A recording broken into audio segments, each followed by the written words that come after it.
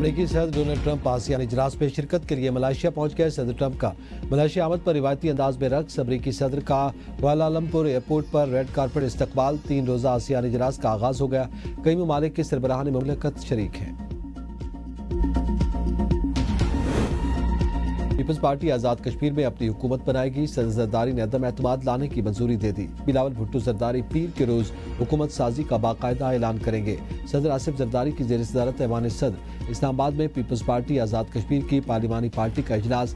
وزیر اعظم آزاد کشمیر انوار الحق کو عہدے سے ہٹانے اور نئی حکومت بنانے سے متعلق حکمت عملی طے کی گئی۔ صدر پیپلز پارٹی آزاد کشمیر چودھری یاسین کا کہنا تھا کہ پیپلز پارٹی آزاد کشمیر نے نئی حکومت بنانے کا فیصلہ کر لیا۔ بلاول بھٹو زرداری خود نئے وزیر اعظم کے نام کا اعلان کریں گے۔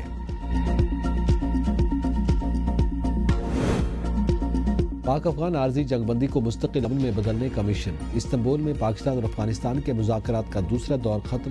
مذاکرات 3 دن جاری رہنے کا امکان۔ ترکیہ میں مذاکرات کے 2 ادوار میں دہشت گردی کی روک تھام کے میکانزم پر بات چیت کی گئی۔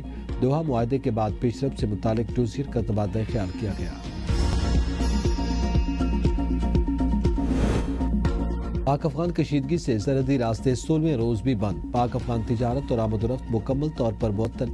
دونوں ممالک کے تاجروں کو بھاری نقصان کا سامنا۔ تاجروں کا حکومت سے بارڈر کھولنے اور تجارتی سرگرمیاں بحال کرنے کا مطالبہ۔ چمن بارڈر پر افغان مہاجرین کا رش بڑھ گیا۔ سرحد بند ہونے سے افغانستان میں پھل اور سبزیاں خراب ہونے لگیں۔ اور قومی لینڈ کی پہلی پرواز 5 برس بعد مانچسٹر پہنچ گئی۔ برطانیہ میں مقیم اوورسیز پاکستانیوں میں خوشی کی لہر۔ اوورسیز پاکستانی پرچم لے کر استقبال کے لیے ایئرپورٹ پہنچے۔ پاکستانی ہائی کمشنر سمیت دیگر نے مسافروں اور عملے کا شاندار استقبال کیا۔ اسلام آباد ایئرپورٹ پر خصوصی تقریب میں مسافروں کو الوداع کیا گیا۔